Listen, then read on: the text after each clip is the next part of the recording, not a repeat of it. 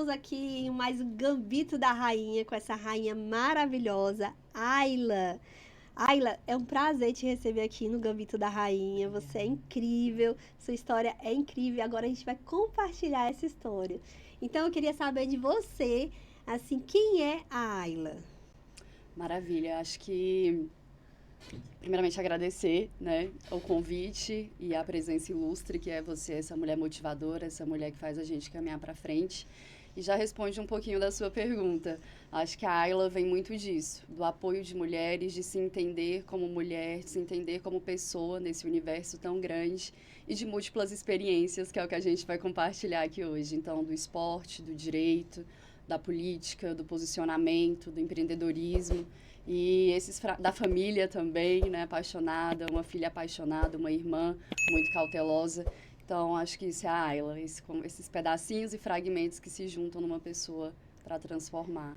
É lindo isso, né? Porque a gente uma vez eu vi um filme sobre retalhos. E a gente é isso, nós somos esses retalhos, né? Cada um vai acrescentando e vai fazendo da gente o que a gente realmente é. E isso não acontece do dia para a noite, né? São tempos e tempos. E demorou muito de eu entender isso, Ayla. Mas assim, qual foi o momento que você viu que foi a virada de chave da sua vida? Eu tive várias viradas. Vou compartilhar um pouco da minha história. Eu acho que o Sim. meu nascimento já foi uma grande virada. Então, nasci uma pessoa prematura, de 7 meses, quase não venho ao mundo, né? Passei anos no hospital, então acho que Deus ele já me fez me virando, né? E aí, mas a grande virada profissional mesmo, a grande virada de ser humano foi entre os 18 anos.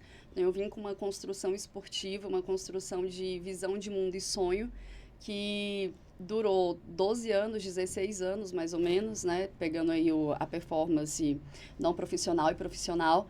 E aí eu tive que entender do dia para a noite que aquilo ali não era mais o meu mundo. Então ali veio a virada. Veio a reconstrução de um ser humano, de um posicionamento, de um sonho completamente. Então as pessoas falavam, quero ser médico, quero ser advogada, queria ser atleta. E ali eu comecei a me reconstruir de tudo, né? De tudo mesmo. E assim, o gambito da rainha, né? Essa Uhum. de sacrificar um peão para poder estar no tabuleiro do jogo da sua vida. Exato. E o que você teve que sacrificar, que foi uma dor que você sentiu assim muito forte, para você estar numa posição do tabuleiro da sua vida? Acho que a primeira coisa que a gente sacrifica, mesmo quando você toma uma decisão, é você mesma. Então, você falou dos retalhos. E para ter retalhos, a gente precisa costurar. E pouco se fala da dor dessa costura, né? Do quanto a gente vem costurando, costurando uma vida nova, costurando sonhos novos. E quando a gente sacrifica algo, antes de tudo, a gente sacrificou a nós mesmas. Então, para mim, a dor maior foi isso. Entender que sacrificar era o meu sacrifício, porque era o meu sonho, o meu tabuleiro. E aí o que eu mais sacrifiquei, que eu diria assim, foi o meu tempo. Então eu me tornei uma pessoa extremamente dedicada àquilo que eu acreditava, àquilo que eu acredito. Passei a lutar por essas pautas, me posicionar no mercado e sacrificar realmente tempo de qualidade com amigos, sacrificar mesas de bares, sacrificar aniversários até da família às vezes, sacrificar momentos que para mim faziam muito sentido e era importante, mas para eu ser a rainha do meu tabuleiro, eu precisava sacrificar, porque havia uma corte, vamos dizer assim, esperando, né, por mim, por minhas decisões. Então, foi esse sacrifício. Isso assim é incrível porque a gente realmente é a construção. Quando você falou da costura, assim, pegou muito comigo. Eu tenho certeza que com as mulheres também. Essa costura de estar costurando ali, isso dói, né? Isso causa dor, mas a dor, ela é o impulso para o sucesso, muitas das vezes. E sobre isso eu queria perguntar para você, qual que é a diferença entre você e mulheres que você vê que ainda não despertaram para essa questão de ter esse sacrifício? Maravilha. Se você me permite, vou fazer aqui uma analogia, tá? Sim. Eu acredito, eu, Ayla, que todos nós temos uma casa. E essa casa, ela não é um espaço. Não é um espaço físico, ela não é física. Ela é uma memória, ela é um lar. Ela é um lugar onde eu me senti segura, ela é um lugar onde eu recorro para me sentir mais forte, ela é um lugar onde expressa a minha espiritualidade, independente de qual ela seja, que expressa a minha verdade. E eu acho que quando eu entendi isso, tive a jogada da rainha. Falei, peraí, esse lugar é onde eu tenho que voltar, me conectar para ser a mulher que eu preciso ser. Então, acredito que as mulheres precisam encontrar esse lugar, né? Fazer uma autoavaliação, uma automeditação, porque, assim como eu, você vive esse mundo empresarial, corporativo, de posicionamento de uma mulher poderosa, porque você é. E a gente sabe que há sacrifícios e essas costuras, elas ficam por baixo da roupa bonita, por baixo do terno, né? Então, hoje eu tô te vendo aqui toda no paetê, linda, brilhante. Eu não consigo ver suas costuras, mas você consegue. Mas abaixo dessas costuras existe esse lugar. Então, quando eu encontrei esse lugar, que eu falei assim, cara, essa é a minha memória, é aqui, esse é o meu princípio. O mundo pode falar o que quiser, eu sou isso, eu sou dessa forma. É aqui que eu vou me energizar e vou pro tabuleiro, é aqui que vai começar a minha jogada. Então, todas as vezes que o mundo me abala, e não são poucos os abalos, é diário mesmo, a gente constrói diariamente, eu volto para esse lugar, porque eu acredito que o amor e o propósito estão lá. Então, eu volto, medito, pego lá o amor, o propósito e dou a virada. Então, acho que essas mulheres ainda não encontraram esse lugar em si mesmas e precisam disso. É verdade. E o corpo é sagrado, né? É. A gente, todas as religiões, elas falam que o corpo é um templo. E muitas das vezes esse templo está sujo, esse templo está mal cuidado, esse templo não sabe que é um templo de valor, um lugar que tem ouro, diamante, pedras. E a gente precisa muitas das vezes lapidar para poder entender isso. E diante disso, como é que você consegue conciliar a sua vida, assim, muito corrida, né, com o esporte, né, com tudo que você hoje atua, não hoje de alta performance, mas você já foi, né, uma esportista de alta performance, mas como é que você consegue conciliar essa Ayla também na área corporativa? Maravilha. Eu acredito muito que CNPJ forte exige CPF forte. Essa é uma prerrogativa para mim. Não é fácil, né? Todo mundo, a gente vê no Instagram, que bonitinho, acordou, tá motivada. Não, acho que independente de você ter sido atleta, é um sacrifício, porque hoje são outros objetivos. Então, se eu tenho um horário de treino e uma reunião, é natural, vou priorizar a reunião. Mas o que eu coloco no meu dia, né? Eu tenho que vir em primeiro lugar. Então, eu acordo todos os dias às 5 horas da manhã e cuido da minha espiritualidade, faço meu devocional, faço minha oração, minha meditação, começo meu dia, ok. Dali eu já tenho um script, mais ou menos, se vai dar ou não para treinar. Mas eu tenho uma meta flexível. Qual é uma meta? De 3 a 4 treinos por semana. Não importa se é 1 hora da manhã ou se é 6, 7, não importa. Eu tenho que bater aquela meta a qualquer momento. Então, foi assim que isso se adequou à minha agenda hoje. Porque eu já tive, né, oportunidade, quando a gente não é empresário, não é advogado autônomo, a gente tem essa liberdade de seguir uma rotina. E aí, com o tempo, a gente não tem mais isso. Mas o que é importante mesmo é você saber o que te subsidia, que é o que eu te falei, o nosso lar, né? Quais são os nossos pilares. O meu é total, o meu mente, o meu corpo, o meu espírito. Então, eu tento equilibrar isso aí para poder fazer o melhor. E assim, me fala um pouco, como é que foi essa questão da alta performance, a sua história no esporte? Minha história no esporte começou quando eu tinha mais ou menos 7 anos, um pouquinho menos, na verdade, 6 para 7 anos. E eu tenho bronquite asmática, né? Como eu falei, nasci de 7 meses, eu tenho várias debilidades de saúde mesmo. Tenho rinite, tenho asma, sou uma pessoa assim que vive medicada. E aí falaram, não, esporte para ver se essa criatura sobrevive até os 15, né? Vamos reduzir bombinha, não sei o quê. E eu entrei na natação porque falaram que era muito bom. Me apaixonei, queria ser nadadora, nadei, depois representei o Sesc Olímpico, competi bastante no amador. Fui me profissionalizando, quando cheguei no Sesc Olímpico já é um nível a mais, né? Você já nada ali entre 6 a 8 horas. E o meu objetivo... 6 a 8 horas, gente. O meu objetivo era chegar na equipe brasileira. E aí, chocou com os meus 18 anos, porque nesse meio tempo eu tive alguns contratempos pessoais, né? E precisei me afastar da natação. E aí eu vou capturar isso daqui a pouco. Mas, enfim. E aí recebi a proposta de me tornar uma nadadora e realizar meu sonho, que foi onde eu te falei da grande virada. Mas, infelizmente, à época, a minha família não tinha condições de subsidiar a educação e o esporte, porque é muito caro. E eu tive que tomar uma escolha e me reconstruir como ser humano. Mas, paralelo a isso, eu me construí como atleta também de arte marcial, Morgante Jiu-Jitsu. Sou faixa preta, fui campeã mundial em 2019. Me formei pelo Bolsa Atleta, por isso que eu milito tanto na área da educação e esporte, né? E foi aonde eu consegui, assim, essa ascensão do atleta de alta performance, foi na luta, apesar da paixão ser a natação, né? Então, treinava horas e horas e horas incontáveis num ambiente extremamente masculino, e isso me ajuda muito hoje no posicionamento empresarial, não tenho esse receio de lidar com homens, de me posicionar, porque eu fui a primeira mulher faixa preta dessa arte marcial em Brasília. E aí, conquistei vários campeonatos Centro-Oeste desde pequenininha, né? A arte marcial entrou na minha vida um pouquinho depois, aos 10 anos. Centro-Oeste, brasileiro, fui campeã brasileira 3 vezes, de kata, que é uma modalidade que a gente tem inúmeras vezes, e mundial, fiquei em vice em 2017, 2019 eu consegui aí ser campeã, consagrar e aposentar. E esse mundial foi aonde? Na África do Sul. Que legal. Super legal. Show. Que legal, uma experiência única, né? Demais. Foi uma realização, acho que Deus me permitiu fechar meu ciclo, sabe? Assim, você vai alcançar aqui para você poder virar de fato a chave dentro do direito. Então, eu virei o meu ciclo ali, eu estava fechando o segundo semestre e eu pedia muito esse direcionamento espiritual, né? Pô, minha paixão é o esporte, eu me moldei para ser atleta a vida toda. E aí Deus me permitiu alcançar o topo do mundo e falou, agora vai em paz, segue. Fechou o ciclo. Fechou o ciclo. E assim, quando você fala desse incentivo, Bolsa Esporte, como é que você vê o esporte hoje no Brasil? Porque você vê Estados Unidos, China, você vê que eles treinam desde pequeno, mas eles têm um incentivo do governo. Como é que você vê isso no Brasil, no nosso país? O Brasil hoje, infelizmente, a gente tem o esporte como uma moeda de troca política.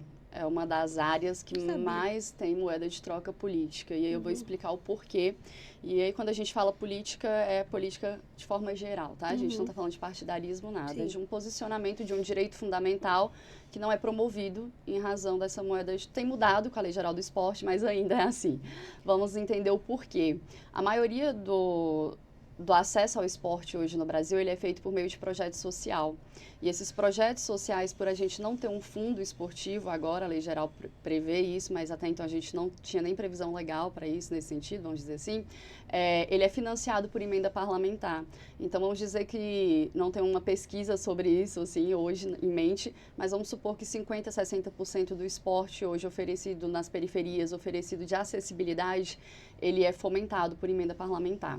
Tá? Eu não lembro o percentual certo, pesquisa tem, mas grande parte é fomentado assim. E aí, por ser por emenda parlamentar, os projetos ficam sempre dependendo dessa articulação política e a gente não consegue criar uma política de Estado, uma política de Estado no sentido de fazer aquilo ali crescer, de ter um objetivo, de ter um planejamento, né? Da gente ter um sistema nacional do esporte, ter um monitoramento. E por o esporte ser também de multiáreas, vamos dizer assim, ele pega a saúde, ele pega a educação, ficou difícil por muito tempo particular isso dentro do sistema brasileiro, né, de justiça, vamos dizer assim, legislativo. Então, vai para o SUS, essa parte da saúde, vai para o Ministério da Educação, por muitos anos foi terceirizado. Agora a gente retomou com o Ministério do Esporte, isso foi uma conquista muito grande. Não se usa isso como prevenção, né? Porque se usasse como prevenção, acredito eu, que iria diminuir as filas, que a população ela ia ter uma qualidade de vida diferente do que ela tem hoje. E assim, é muito triste ouvir isso, mas ao mesmo tempo a gente entende que está havendo uma luta direcionada para essa conscientização. Tem alguma legislação que você saiba na Câmara, que está tramitando na Câmara Federal ou no Senado em relação a isso?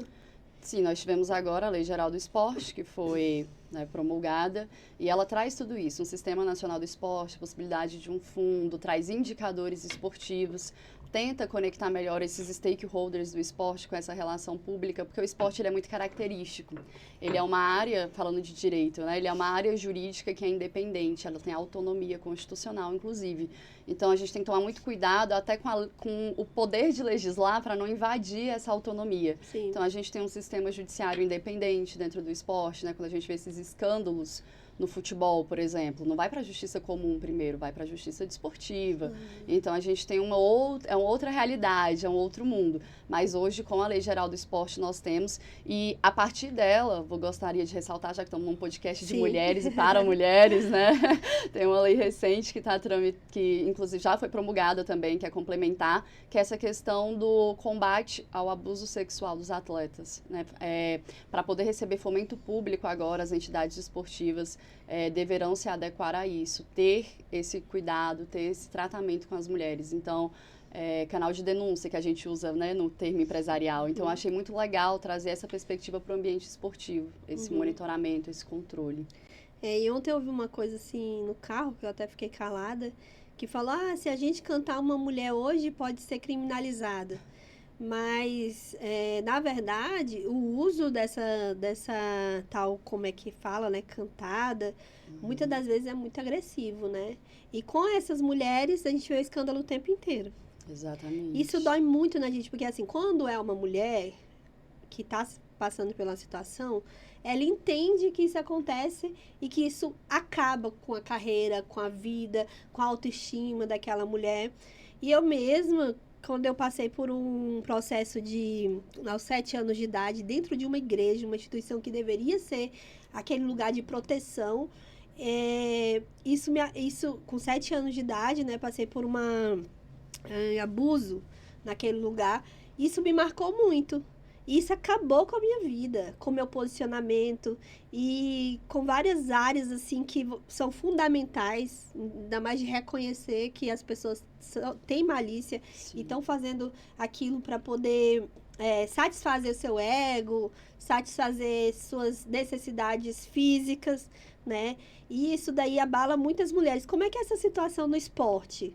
Como que hoje elas conseguem superar isso? E você já teve alguma experiência parecida, alguma amiga? Como é que funciona isso dentro do esporte? Maravilha. Vamos lá, então. Né? Não precisa ir muito longe, a gente tem escândalos olímpicos, inclusive, tem uma série na Netflix, uma minissérie, que vai relatar isso muito bem, que foi o assédio das ginastas nos Estados Unidos, como isso aconteceu e se perpetuou por anos, e ninguém tomou uma providência, mas infelizmente isso não é uma exclusividade dos Estados Unidos. Hoje no Brasil falta, inclusive, esse primeiro passo, que igual eu falei, teve a lei agora, mas ainda é uma coisa muito prematura. Então, a gente não tem ali um canal de denúncia efetivo, você pode abrir as confederações, eu não vou citar nomes porque aí a gente vai estar expondo marca e esportes, eu acho que não é necessário. Sim. Mas você pode pesquisar ali a confederação do seu interesse, do esporte que você gosta e observar se tem um canal de denúncia para o atleta. Não existe. Tem, né? Aí agora o Ministério do Esporte aceita algumas denúncias, mas a gente vê que é muito mais voltado para lavagem de dinheiro, corrupção, uma coisa mais restrita do que de fato para proteção à mulher.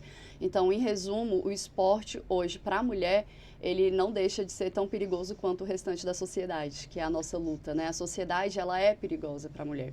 A gente tem escândalos de feminicídio diários, abusos diários em vários ambientes. Então, o esporte ele não fica excluído dessa realidade. Nós temos atletas que militam nessa área, como a Joana Maranhão, que sofreu abuso por um grande tempo. Tem, inclusive, a Lei Joana Maranhão, e ela está frequentemente ocupando os espaços públicos e políticos discutindo isso. Né? A gente tem mulheres no jiu-jitsu que se levantaram também frente a isso, que trabalham até um jiu-jitsu preventivo, que a gente Sim. fala, que é como reagir, como evitar essa situação, sair dessa situação. E dói falar isso, porque assim, a gente tem atletas, inclusive masculinos, que são abusados ali na ginástica artística brasileira, tem relatos, e chegam lá, ganham, representam o Brasil, mas não tem um suporte mínimo psicológico, médico, nada, né? Então, hoje a realidade brasileira em relação a promover segurança para crianças e mulheres dentro do esporte ainda é muito precária, e eu pretendo trabalhar para mudar isso. Que bom, que bom. E assim, a gente vê muito falar só das mulheres, né? Mas como você falou, os homens também sofrem abuso. Enquanto tem homens maravilhosos, conscientes, a gente tem homens que ainda nos trata e trata também outros homens como produto. Né? Tem essa cultura que já vem dos nossos antepassados. As mulheres eram tratadas como propriedade, né? Isso, e os homens que são diferentes também eram tratados como propriedade. E a gente recebeu essa herança. Quando você falou de corrupção também, essa questão da corrupção em todas as áreas. Nosso país, ele recebeu uma herança de corrupção. E se a gente começar a ser combativo em relação a isso, isso vai mudar. Só que a gente pode levar muitos anos para que isso mude, porque a corrupção ela é tanto no pequeno ali, né, não querer não ter pagar imposto, é claro que é muito alto, não querer fazer algumas coisas pequenas, quanto nas questões grandes. E a gente realmente precisa ser combativas em relação a isso, buscar não se envolver, porque é um tema muito perigoso. Você vê morte, muitas coisas que acontecem, mas ao mesmo tempo a gente não pode se calar diante disso. Então, acho que essa sua colocação foi excelente para essa discussão tão séria que tem acontecido no nosso país e que sim, nós vamos ser voz dessas mulheres até o fim. Vamos né? juntas. E deixa eu te perguntar, o que te inspira nessa luta? Inspira. Nossa, tanta coisa me inspira. Eu sou uma pessoa naturalmente inspirada, assim. Mas eu sou muito de acreditar que o amor tudo transforma. E eu não respondi o trecho 2 da sua pergunta, né? Agora que eu me recordei. Sim, eu também já fui vítima dentro do ambiente esportivo dessa situação. Mas não foi só isso que me inspirou a essa situação. O que me inspira é olhar para mim e olhar para a sociedade e falar assim, existem tantas de mim em tantos lugares e eu não acesso. Assim como existe tão pouco de mim em mim, tanto das outras, né, e a gente não acessa. E aí eu vou tentar traduzir isso. Vivemos realidades diferentes, sabemos isso em razão de sexualidade, de cor, de etnia, de religião, e muitas vezes a gente esquece de amar e promover a mudança. E tem um livro que eu gosto muito que se chama O Amor é a Única Revolução. E após ler ele, eu me senti assim 100% inspirada, que eu falei, é isso, eu não quero chegar ali no ambiente, e o esporte promove muito isso, essa equidade, vamos dizer assim, ou igualdade. Acho que a equidade ainda está forte, mas essa igualdade de eu coloquei o kimono, eu coloquei a minha faixa, somos todos iguais dentro do tatame. Sim. É um princípio do tatame, né? Eu falei, é isso que eu quero ser uma profissional que trabalha com compliance e governança, inclusive me apaixonei justamente por isso, combate à corrupção, promoção de um ambiente melhor, correto, né, em conformidade, e uma governança que acolha cada vez mais pessoas, e tudo integrado em relação a isso, em como a gente pode melhorar a sociedade. Então, o que me inspira é isso. Saber que o amor, ele se transveste num podcast, que dá a oportunidade da gente falar, Sim. se transveste num acesso que eu dou para uma criança que está lá na periferia de praticar um esporte, não está na rua, pode transformar a vida dela. Sim. Pode ser tão pouco para mim, mas para ela é um ambiente de lazer, é um ambiente de aprendizado, através até de sair de um ciclo de violência. Quantas vezes a gente não escuta, né? Sim. Num projeto social, meu pai é usuário de algo e aí agredia minha mãe, agora eu fico mais tempo fora de casa, consigo estudar. Sim. Então, tudo que pra gente é tão pequenininho, mas que a gente faz com amor transforma. Então, o que me inspira é isso. E a política, ela impacta milhares de pessoas, né? Milhares de Primeiro, pessoas. toda a minha solidariedade, é tudo que você passou. Eu acredito que mulheres curadas curam outras mulheres. E esse trabalho que eu tenho com mulheres, ele me inspira muito, porque lógico que tem marcas, que às vezes vem algumas crises, que é uma coisa que é da nossa vida, do ser humano. Mas, ao mesmo tempo, a gente vê que, realmente, mulheres curadas curam outras mulheres. E, assim, também pegando um gancho, né, do que você falou sobre essa questão da igualdade. Eu acho que, assim, a gente luta por direitos. Biologicamente e emocionalmente, nós somos diferentes, né? Mas, ao mesmo tempo, esse negócio da força, do entendimento, você vê, os salários são muito diferentes, né? Isso tem que ser diferente. É fulano, que eu não vou falar o nome, tem que ter altos salários. E a ciclana, porque a primeira coisa que atinge a mulher, fala da beleza.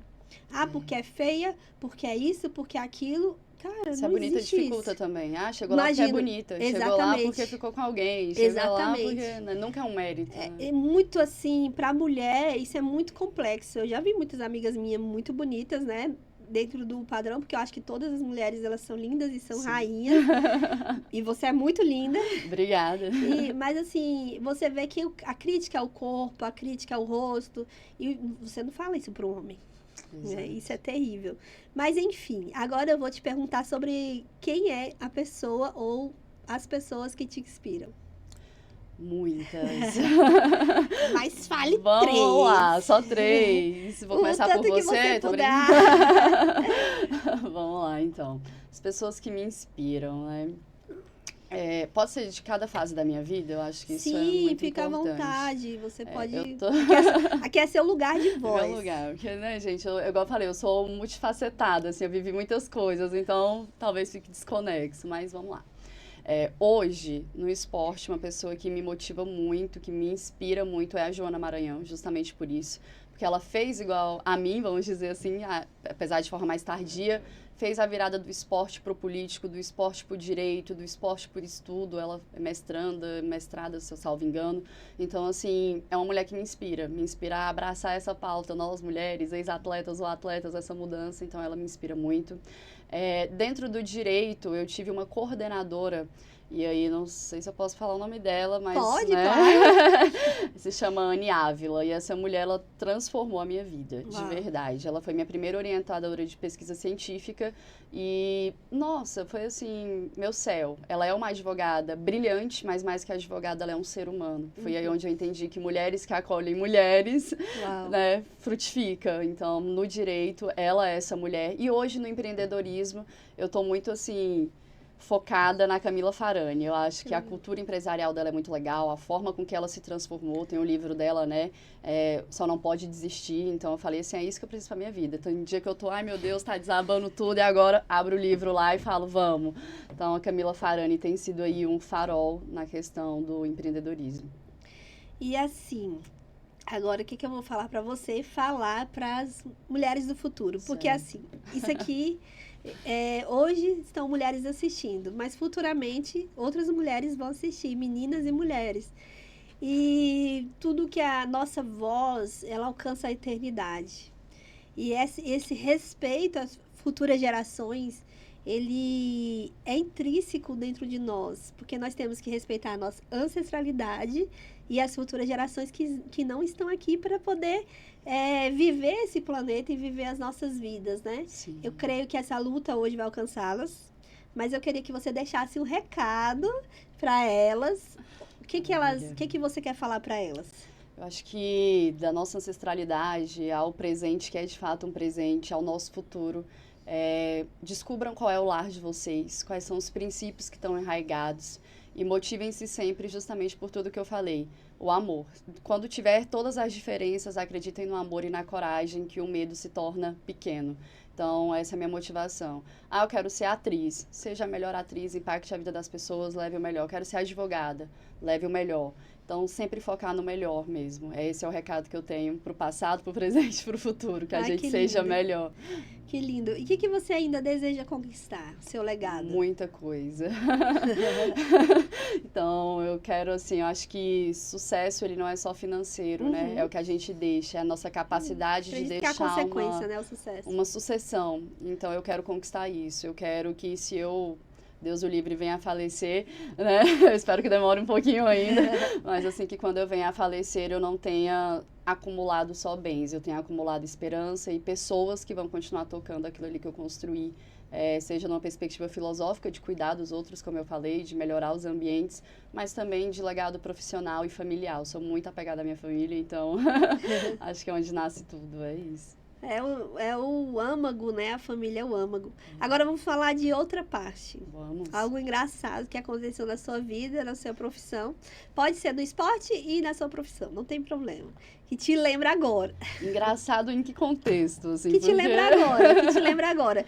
Uma coisa muito engraçada que te fez rir, todo mundo riu. Pode ser na sua infância, pode ser igual. O que vem da sua memória quando fala assim, Ayla, tem algo engraçado na sua vida? O que é engraçado é que quem me vê assim, né, uma pessoa, vamos dizer, de postura, mal imagina que eu sou animadora de torcida da família, sabe? Então, acho que o engraçado foi até recente, no aniversário da minha irmã. Gente, eu tava de biquíni, bem à vontade, minha família mesmo, saída de banho, e eu resolvi ser dançarina do fit dance. Habilidade nenhuma. Mas tava assim, todo mundo na piscina, eu falei, é isso, vamos fazer hidro aqui, galera. E aí eu comecei a animar, e assim, a galera morreu de rir, principalmente quem não é da família. Porque tem essa outra imagem, né, do profissional. Sim. Então, assim... eu sou ir lá, palhaça total. Porque a gente não às vezes a gente não se permite sorrir, né? Pois é. Eu tinha uma discriminação tão grande com essa questão do lazer, do sorrir, por exemplo, com essas coisas que tem no digital. Então eu tinha horror e falava, ai, que fútil, mas depois com o tempo eu fui entendendo que tem que também ter o sorriso. As pessoas, isso é um tipo de lazer, lógico que o vício não. Então, vou te convidar para minha próxima aula de fit dance, Ah, tá? Se você conseguir ser pior que eu, você tá de parabéns. Com certeza, Zero habilidade. com certeza eu sou uma pessoa que falo e uma ótima fit dance, só que não. Eu esqueci a frase, gente, como é que é a frase? Mas assim, também na música, né? Eu sou péssima na área da música. E eu acho que foi muito engraçado. Eu vou contar uma parte minha muito engraçada, que eu sempre fui da igreja, né, quando era criança. Uhum. E aí eu pedi oportunidade, queria oportunidade na época da Páscoa. Gente, me deram tal da oportunidade. Chegou. E eu cantei de olhos vermelhos de pelo. Ainda fiquei saltando. Sério? E todo mundo caiu na risada. E eu não tava entendendo nada, porque o povo tava rindo. Porque a Páscoa na igreja fala, né, do sacrifício de Cristo e não do coelho. Esqueceram Então, de te dar o contexto. Eu acho que foi a parte engraçada. Mas, diante disso também, nós vivemos coisas que marcaram nossa vida e doeram muito, assim, foi uma dor.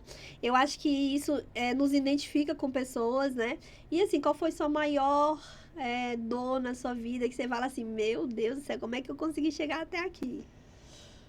Nossa. E esporte causa muita dor, né? Pra você treinar ali, pra você... Eu ia falar isso. E como nós havíamos conversado, né, nos bastidores, foi até um preparo para o empreendedorismo e eu deixo de dica. Existe um livro chamado Power Skills que vai falar sobre isso. Ela era uma ex-atleta que virou uma das maiores CEOs aí do ambiente empresarial. E ela fala justamente sobre isso. Como transformar a dor do esporte, transformar a dor no empreendedorismo é muito similar. Mas eu acho que a minha maior dor pessoal, já que aqui a gente está falando de coisas íntimas, né? Sim. Foi ser uma pessoa de concepção cristã, mas ter uma identidade sexual que não era referente àquilo e ter que ser expulsa da igreja, literalmente. não é brincadeira, acho literalmente. Acho que todos nós fomos expulsos da igreja. Fui convidada a me retirar, foi exatamente isso. Eu também já fui, viu, gente? E eu demorei muito a entender a me reconstruir em relação a Deus. E por isso que hoje eu falo tanto de Deus, porque eu sinto Ele tão pertinho, tão bom. Eu falava assim, Deus, eu promovo tanto bem-estar, eu cuido tanto do outro, desde novinha, dando aula de luta, cuidando do próximo. Mas dizem que não tá aqui, né? Não é isso. Então eu demorei a identificar a minha espiritualidade, a me reconhecer, e isso doeu muito, porque pegou ali dos meus 14 anos, que foi onde eu falei que eu tive que parar de nadar. Vou até dar uma explanada sobre isso também. Os pais associam muito a sexualidade a esportes mais agressivos, masculinos, que é um preconceito também. Sim. Nós temos diversas mulheres heterossexuais belíssimas, né, super femininas, vamos dizer assim, na forma de apresentar, não que isso seja melhor ou pior, e que praticam esportes de combate, de contato. E a minha família, por ser muito tradicional, relacionou isso, a minha sexualidade ao esporte. Então eu sofri duas vezes. Eu perdi a minha espiritualidade e eu perdi minha válvula de escape. E foi onde eu encontrei Deus. Falei, só ficou eu e ele, não tinha mais. E né? assim, eu penso muito nisso, porque difícil. Eu sofri muito dentro da igreja, várias situações. E uma dessas situações, assim, que me marcaram muito é que o Deus que eles pregam, muitas das vezes, né, não é todas as igrejas, não se sinta ofendida, porque hoje as pessoas se sentem ofendidas com qualquer coisa. Calma, mas, mas uma das coisas que me marcaram muito é conhecer Cristo de verdade, a compaixão, o amor, quem Ele é. O olhar dele, assim, meu Deus, me marca muito, porque quando eu penso nele, a nossa mente ela é muito imaginativa, né? Quando eu penso nele, eu penso muito forte nisso. E foi me pregado um Deus que me acusava, que bania em tudo, que não me abençoava, me amaldiçoava, porque se eu tivesse errado. E o Deus velho, né? Aquele e que não tem nada a ver, a gente olha para cria nossas crenças limitantes, né? E hoje a gente olha para o universo, meu Deus, que lindo. Embaixo da terra, essas pedras, essas preciosidades, essas cores, multicores, você olha para as árvores, você vê assim, cada uma tem uma cor, nunca tem a mesma não verde. Não tem como não ser divino, né? Tudo tão perfeito. Depois você olha para o universo, para as galáxias, cores, né? Praticamente o que a gente que tem dentro da gente, as células, o micro é muito o macro, né? E depois você olha para o universo, que coisa linda, várias galáxias. Depois você olha que agora descobriram o multiverso. Deus, é muito conexão, né, com isso tudo. E assim, eu acho que as forças do mal, elas tentam nos desconectar do que é Deus. Exato. E quando a gente sai do nosso propósito, vem a depressão, vem várias situações que tira a Eu humanidade. costumo dizer que o verdadeiro, eu vou até, assim, né, abrir aspas aqui, o verdadeiro diabo, vamos dizer assim, o verdadeiro pensamento negativo, ele não é nenhuma fatalidade que acontece, né? Eu acho que as nossas maiores lutas são aqueles pensamentos diários. Você acorda, vamos pro dia a dia, vamos ser Sim. sinceros, né? Vamos ser transparente aqui. Não é todo dia que a gente é super-heroína. Todo Sim. mundo tem altos e baixos. Então, eu acho que é justamente nesse dia do seu baixo, do eu estou cansada, que você escuta aquela voz, tá vendo? Não vai dar certo. Eu acho que é ali que tá o maligno real, né? Sim. De, olha, você não é amada. De, Sim. olha, isso aqui não é assim.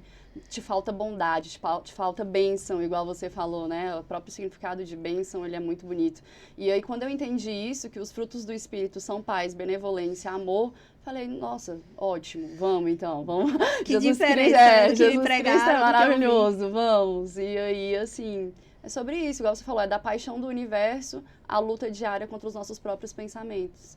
Eu vivo muito isso. E essa luta diária, eu acho que tanto nos prende como nos impulsiona. A escolha é nossa.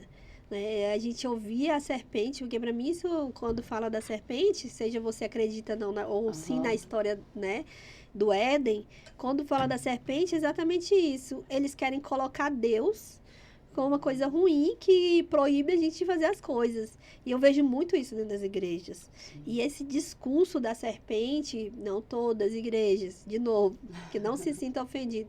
Esse discurso da serpente, ele é sutil. E quando você come, né, o fruto que diz que é do conhecimento, né, que você vai conhecer, eis a verdade vos libertará, essas coisas assim. Quando você come desse fruto, ele te aprisiona ali. E você vira um servo, você vira, não fale, acho que a pior frase que eu já ouvi na minha vida, não fale do ungido do Senhor. Eu não gosto de falar de ninguém, citar nomes, nada disso. Mas eu sofri muito com isso. Não fale, porque minha mente, ela sempre foi questionadora. Eu acredito que a sua também. E inquietas, mentes inquietas, você é demonizado. Você é, o espírito maligno está dentro de você. Uma mulher questionadora, empoderada, pronto, né? Carimbo pra sair já. E é tanto que nos séculos passados, se hoje fosse, né, nós seríamos consideradas bruxas e queimaríamos na fogueira. Bem capaz. Eu tenho essa certeza. Se você fizer um chá, uma raiz, tomar um banho, isso é pecado. Se você... Então, assim, e tira a feminilidade da mulher. Aquilo que ela nasceu para ser. A mulher é uma coisa linda. Ela é o útero da humanidade.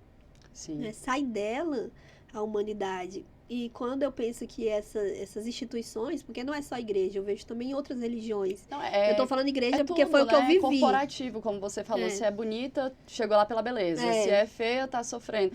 Então, assim, a gente nunca consegue alcançar um padrão de satisfação, porque o mundo nunca tá satisfeito com aquilo que a gente alcança. E eu penso assim, olha só, vai ser polêmico isso que eu vou falar.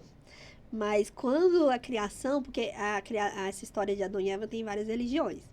Mas quando foi ali a criação mesmo, quando falou bem assim, a minha imagem e semelhança, o mal ficou louco. Mas quando criou uma mulher que multiplica, ficou endemoniado, quase queria acabar com tudo, acabar com ela de qualquer jeito, porque ela multiplica. Como assim? Já nasceu 2, a imagem e semelhança, e depois vai crescer e multiplicar? Então, acho que aí começou o ódio. Aí começou a raiva, aí começou esse ataque às mulheres e ao corpo, e ao útero, e aquilo que ela é. E aí, eu acho que quando começa a distorcer essa feminilidade, essa beleza, essa essência divina da mulher, aquilo que ela nasceu, quando Adão abriu os olhos, falou, uau, né? Que linda! E assim, quando isso acontece, masculiniza a mulher. E outra coisa, é quando tira toda a parte, assim, sedução, pombagira, não sei o quê. Eu tô falando de uma coisa que eu vivi, tá, gente? Que outras religiões também bom falar prendem. que é o seu recorte, né? A sua vida. É aquela minha vida. E, assim, alguma coisa sobre o meu pensamento daquilo que aconteceu, o que acontece.